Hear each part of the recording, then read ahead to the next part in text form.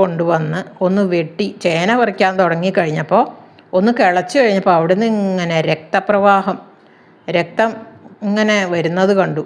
അപ്പോൾ ഇവർ വേഗം ഓടിപ്പോയി സ്വാമിയാരോട് വിവരം പറഞ്ഞു. സ്വാമിയാരത് കേട്ട് വേഗം അവിടെ ചെന്ന് മണ്ണ് മറിച്ചിങ്ങനെ നോക്കിയപ്പോൾ അവിടെ ശിവലിംഗം മുളച്ചിരിക്കുന്നതായിട്ട് കണ്ടു അത്രേ.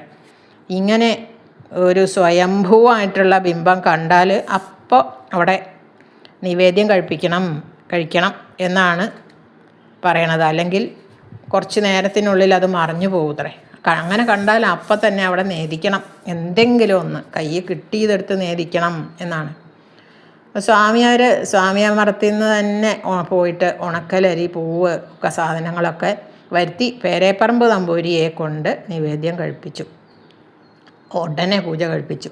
അതിന് ശേഷം സ്വാമിയാർ ഈ വിവരം തെക്കുംകൂർ രാജാവിൻ്റെ അടുത്ത് പോയി അറിയിച്ചു ഇങ്ങനെ ഒരു സംഭവം ഉണ്ടായി എന്ന്.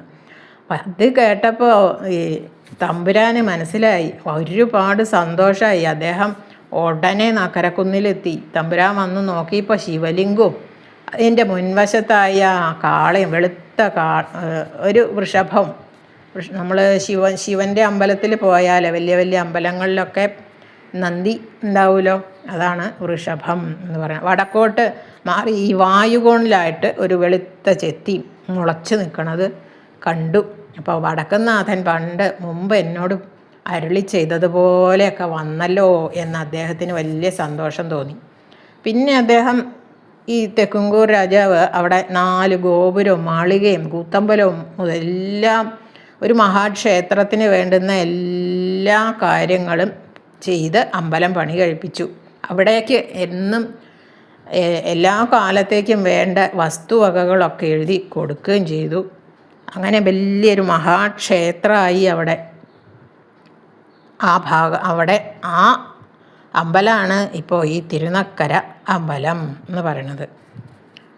ഇത്രയൊക്കെ ആയി കഴിഞ്ഞപ്പോൾ ആ ദിക്കുകാർക്ക് ഒരു വലിയ ഉപദ്രവം വന്നു. എന്താണെന്ന് വെച്ചാൽ തിരുനക്കര ദേശത്തും അടുത്ത പ്രദേശത്തും നെല്ലോ എന്ത് സാധനം നമ്മൾ കൃഷി ചെയ്ത് ഉണ്ടാക്കിയാലും അത് മുഴുവനും ഈ രാത്രി കാലങ്ങളിൽ ഒരു കാള വന്നിട്ട് തിന്നിട്ട് പോകും.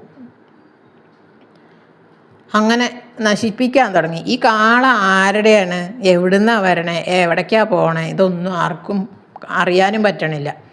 അവനായിട്ട് പിടിക്കാനും കിട്ടില്ല. നല്ല നിലാവുള്ള രാത്രിയിൽ ആ കാലത്തൊക്കെ നല്ല നിലാവുള്ള സമയത്തൊക്കെ ദൂരേന്ന് നോക്കിയാൽ അവനങ്ങനെ നിന്ന് തിന്നണത് കാണൂത്രേ. അപ്പോൾ ആളുകൾ അടുത്ത് ചെല്ലുമ്പോൾ എങ്ങനെയെങ്കിലും അവൻ ചാടിപ്പോവും. അങ്ങനെ ആർക്കും പിടിക്കാൻ കിട്ടില്ല.